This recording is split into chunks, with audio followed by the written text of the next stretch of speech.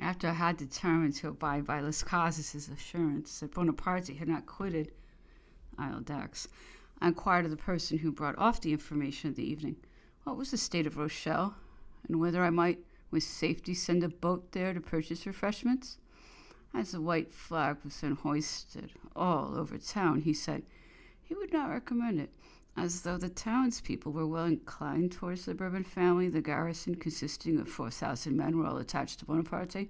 But if he were once on board the ship, there would be no risk in doing so, as their fear of his meeting with bad treatment would keep the soldiers in awe.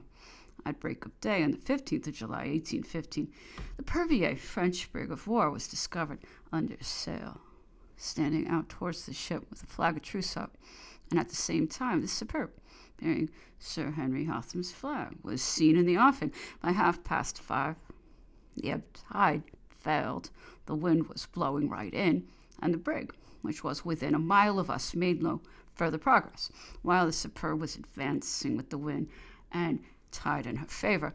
Thus situated, and being most anxious to terminate the affair I had brought so near to a conclusion previous to the admiral's arrival, I sent off Mr. Mott, the first lieutenant, in the barge, who returned soon after 6 o'clock, bringing Napoleon with him.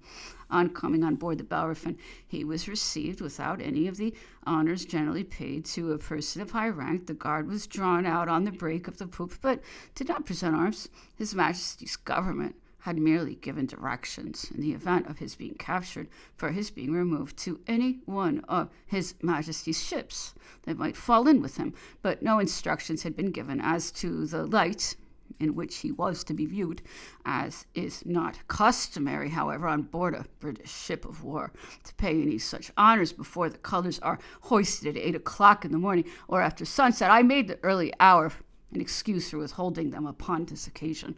Bonaparte's dress was an olive-colored greatcoat over a green uniform with scarlet cape and cuffs, green lapels turned back and edged with scarlet, skirts hooked back with bugle horns embroidered in gold, plain sugarloaf buttons and gold epaulets. Being the uniform of the chasseur cheval of the Imperial Guard, he wore the star or Grand Cross of the Legion of Honor and the small cross of that order, the Iron Crown, and the Union appended to the buttonhole of his left lapel. He had on a small-cocked hat with a tricolored cockade, plain gold-hilted sword, military boots, and white waistcoat and breeches. The following day he appeared in shoes with gold buckles and silk stockings, a dress he always wore afterwards while with me.